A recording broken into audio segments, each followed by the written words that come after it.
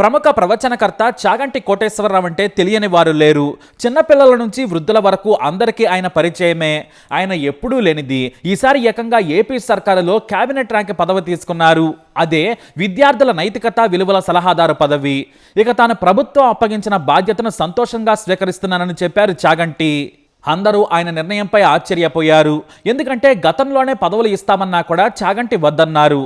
AP CM Chandrababu Naidu గతంలోనే ఇలాంటి పదవి తీసుకోవాలని కోరారు. కానీ ఆయన సస్యమేరా అన్నారు. ఆ తర్వాత వైఎస్ జగన్ కూడా తమ ప్రభుత్వంలో సలహాదారుడిగా చేయాలని కోరినా కూడా తిరస్కరించారు. కానీ హఠాత్తుగా ఇప్పుడు ఆయన ప్రభుత్వంలో సలహాదారుడిగా చేరడం అంటే మాత్రం ఆశ్చర్యపోయే విషయమే. కాకపోతే ఆయన 2018 వరకు ఫుడ్ కార్పొరేషన్ ఆఫ్ ఇండియాలో మేనేజర్గా పనిచేసి రిటైర్ అయ్యారు. ఇక చాగంటి సతీమణి సైతం ప్రభుత్వ ఉద్యోగే. వ్యవసాయ శాఖలో పనిచేస్తున్నారామె. ఇక ఉద్యోగంలో కూడా ఆయన నిబద్ధత విలువలు కనిపిస్తాయి. సెలవులు పెట్టకుండా ఉద్యోగం చేశారు ఆయన. ప్రజలకు మాటలు చెప్పడమే కాదు, వాటిని చెప్పడం కంటే ముందే ఆచరించారు. ఇక ఆయన పాండిత్యం గురించి మనం ప్రత్యేకంగా చెప్పనక్కర్లేదు. ఆయన విజ్ఞానం పారే నది లాంటిది. ఆయన పాండిత్యాన్ని కొలిచేవారే తెలుగునాట లేరు. కోట్లాది మంది అభిమానులు చాగంటికి ఉన్నారు. ఇంకా చెప్పాలంటే దేవుడికి భక్తుడికి అనుసంధానకర్తగా గత 2 దశాబ్దాలుగా తెలుగునాట గొప్ప పేరు తెచ్చుకున్నారు. అయితే ఆయనకు ఇంతటి పాండిత్యం రావడానికి కారణం మొదటిది తండ్రి చాగంటి సుందర శివరావు. ఈయన తండ్రి ప్రాథమిక పాఠశాలలో ప్రధానోపాధ్యాయుడిగా పనిచేశారు. ఇక తల్లి సుశీలమ్మ ప్రభావం కూడా ఆయన మీద ఉంది. 1959 జూలై 14న కాకినాడలో పుట్టారు.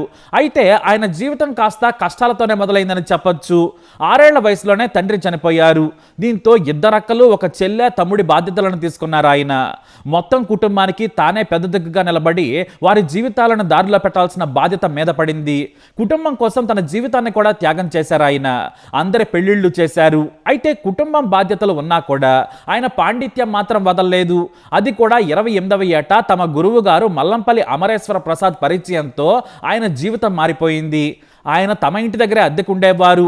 ఇక మంచినీటి కోసం అప్పుడప్పుడు తమ ఇంటికి వచ్చేవారు. ఇక వృద్ధాప్యంలో ఉన్న చాగంటి తల్లి ఆ టీచర్ మంచినీళ్ల కోసం వచ్చినప్పుడు గురువుగారు నా కోసం భగవత్పద్యం ఒకటి పాడరా అని పాడించుకునేవారు. అలా ప్రతిరోజు మంచినీటి కోసం వచ్చిన గురువు ప్రసాద్ గారి వలన భాగవతం, మహాభారతం, రామాయణం, శివపురాణంల మీద ఎంతో శ్రద్ధ పెరిగింది.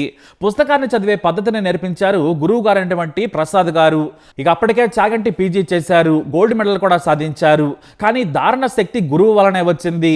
ఆ తర్వాత ఆయన నుంచే పూజా విధానం, దేవుడి మీద భక్తి విపరీతంగా పెరిగాయి. గురువు తన జీవితాన్ని ప్రభావితం చేయడంతో ప్రతిరోజు పుస్తకాలు చదవడం మొదలుపెట్టారు.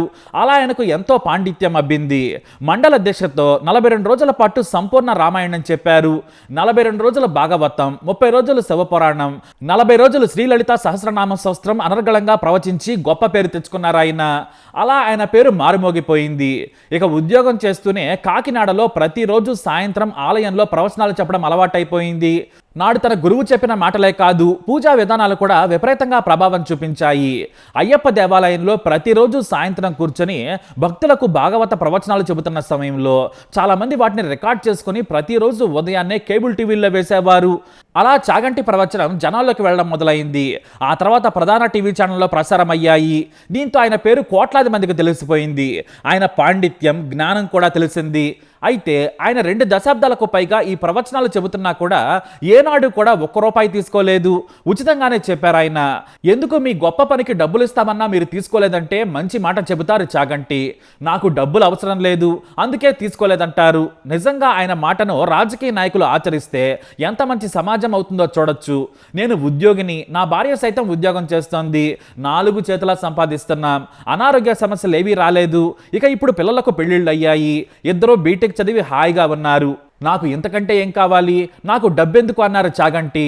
డబ్బు కావాలి, నాకు సంపాదన ఖర్చులకు సరిపోవడం లేదనుకుంటే తీసుకునేవాడినేమో, కానీ నాకు డబ్బు అవసరం లేదు. ఇంకా చెప్పాలంటే నేను ప్రవచనాలు చెప్పేందుకు నా సొంత ఖర్చుల మీద వెళ్ళాను, నా డబ్బు ఖర్చు పెట్టుకున్నాను. ఎందుకంటే నా డబ్బులు ఖర్చు అయిపోయినా నా భార్య సంపాదన కుటుంబానికి సరిపోతుంది కదా అని మంచి మాట చెప్పారు చాగంటి. అందుకే ఆయన జీవితంలో నలుగురికి 4 మంచి మాటలు చెప్పడమే గొప్ప పనిగా భావించారు.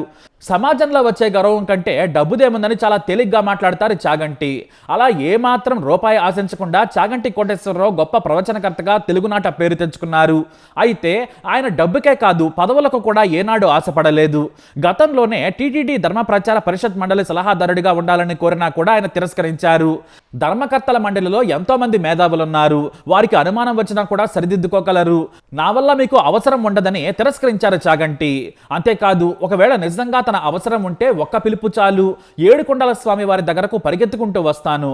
అందుకోసం నాకు పదవే అక్కర్లేదు, నా సేవలు అవసరం అనుకుంటే పిలవండి, అంతేకాని పదవులు అక్కర్లేదన్నారు చాగంటి. మరి అలాంటి వ్యక్తి ఇప్పుడు ఏకంగా చంద్రబాబు నాయుడు కేబినెట్ హోదాతో సలహాదారుడిగా చేరడం అనేది సంచలనం. ఆయన జ్ఞానానికి విజ్ఞానానికి ఎవ్వరూ అడ్డు చెప్పరు. గతంలో వద్దనుకున్న పదవి ఇప్పుడెందుకు తీసుకున్నారని చాలా మంది అనుమానం వ్యక్తం చేస్తున్నారు. అయితే ఇక్కడ ఆయన ఏ దేవుడికో లేదంటే మతానికో సలహాదారుడిగా పదవి తీసుకోలేదు. స్టూడెంట్స్ ఎథిక్స్ అండ్ వాల్యూస్ సలహాదారుడిగా పదవి తీసుకున్నారు. అయితే ఈ పదవిని కూడా ఆయన తీసుకోవడానికి కారణం గురుస్థానంలో ఉండడం కారణంగానే అని చెబుతున్నారు సన్నిహితులు. ఎందుకంటే నేటి యువతే దేశ భవిష్యత్తు, వారు సన్మార్గంలో ఉండాలని మతాలతో సంబంధం లేకుండా ఉంది కాబట్టే తీసుకున్నారట చాగంటి. ఇటు చాగంటి కూడా దేశానికి సమాజానికి యువకుడిగా ఉన్నప్పుడే ఉపయోగపడతారు కాబట్టి వారికి నా వలన మంచి జరుగుతుందనుకుంటే నాకు ఇంకేం కావాలంటున్నారు. పిల్లలకు క్రమశిక్షణ, నైపుణ్యం, అభిరుచి అన్ని తల్లిదండ్రుల నుంచే వస్తాయి. ఆ తర్వాత గురువు పాత్ర మొదలవుతుంది. ఎందుకంటే తల్లిదండ్రులు ఏం చెప్పినా వారిలోని నైపుణ్యాన్ని బయటకు తీసి వారి మనస్సును, నడతను మార్చే శక్తి గురువుకే ఉందని చెబుతారు చాగంటి.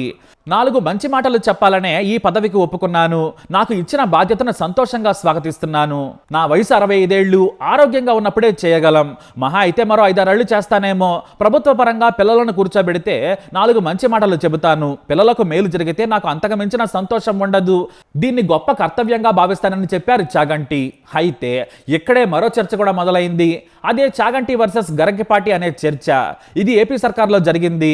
సీఎం చంద్రబాబు నాయుడు గరికపాటిని ఈ పదవికి తీసుకోవాలనుకున్నారట. కానీ పవన్ కళ్యాణ్ కారణంగా చాగంటి వైపు మొగ్గు చూపారనేది బయట సోషల్ మీడియాలో జరుగుతున్న హాట్ డిస్కషన్.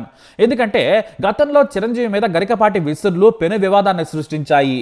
ఆ తర్వాత నాగబాబు ఏకంగా గరికపాటి మీద నానా సెటైర్లు వేశారు. అయినా కూడా మేధావి, విఘ్నుడు కాబట్టి ఆ మాటలను ఆయన పట్టించుకోలేదు.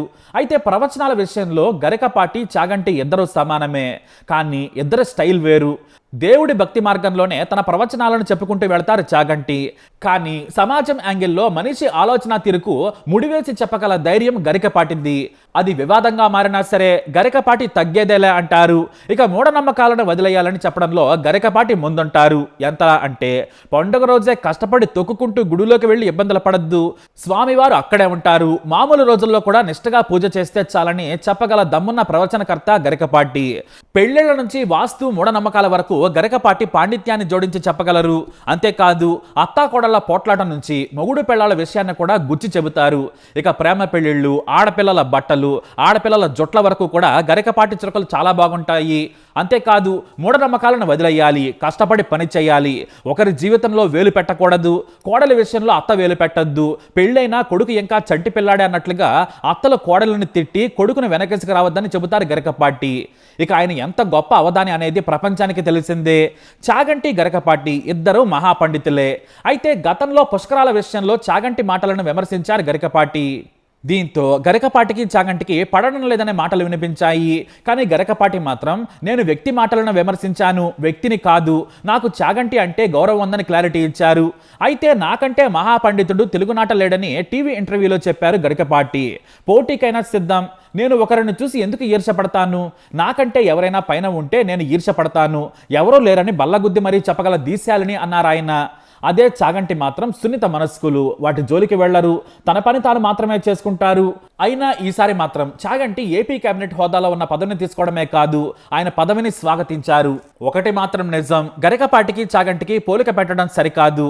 ఇద్దరూ మహాపండితులే, కానీ వాళ్ళు ప్రవచనం చెప్పే శైలి వేరు.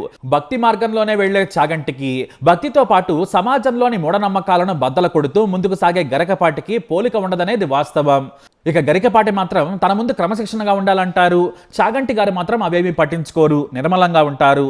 తాను ప్రవచనాలకు వెళితే హాయిగా రైల్లో ఓ సీట్లో కూర్చొని లేదంటే స్లీపర్ కోచ్లో పడుకుని వెళ్ళిపోతారు. ఎక్కడైనా కూర్చుంటారు, మరెక్కడైనా ఉండగలరు. గరికపాటి మాత్రం కాస్త భిన్నంగా ఉంటారంతే. అన్నీ సిస్టమేటిక్గా ఉండాల్సిందేననే తత్వం ఉంటుంది. ఏదేమైనా ఇద్దరూ సమానమే, అపారమైన జ్ఞానం కలిగిన వారు. తెలుగు జాతికి వారిద్దరూ గొప్ప ప్రవచనకర్తలు. మరి వీరిద్దరిపై మీరేమంటారు? మీ అభిప్రాయాన్ని కమెంట్ ద్వారా తెలియజేయండి. వీడియోని లైక్ చేయండి, షేర్ చేయండి, మా ఛానల్ని సబ్స్క్రైబ్ చేసుకోండి.